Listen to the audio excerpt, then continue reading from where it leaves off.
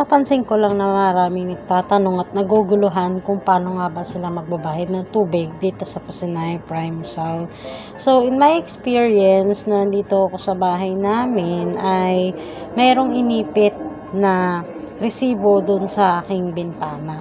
So, ganyan itsura nung resibo na pinapadala nila. Hindi siya mukhang bill. Parang resibo lang talaga siya na iniipit sa bintana. Kaya make sure na lagi may mapaglulusutan sa inyo. Sa bintana or kahit sa pinto. Kahit konting space lang, magkasya lang talaga yung maliit na resibo na yan.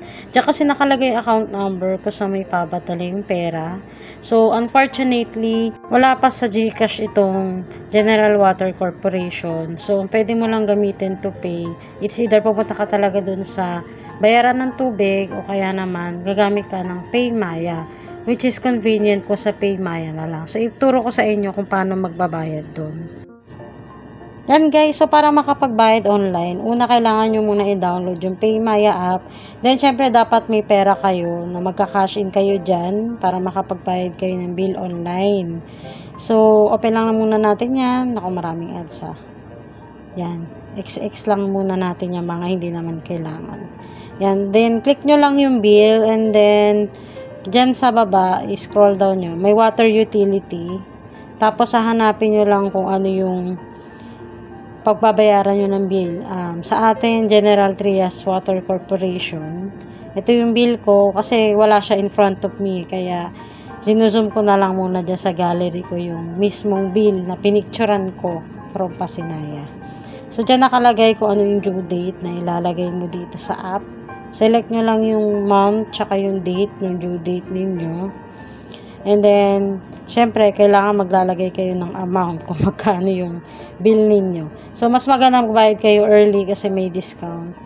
And then, syempre, lagay nyo lang yung pangalan nyo, Cristina De Leon. Yan. Pag nagbayad kayo ng wala pang due date, ang babayaran nyo dyan, yung discounted na amount. Nakalagay din naman yun sa resibo eh.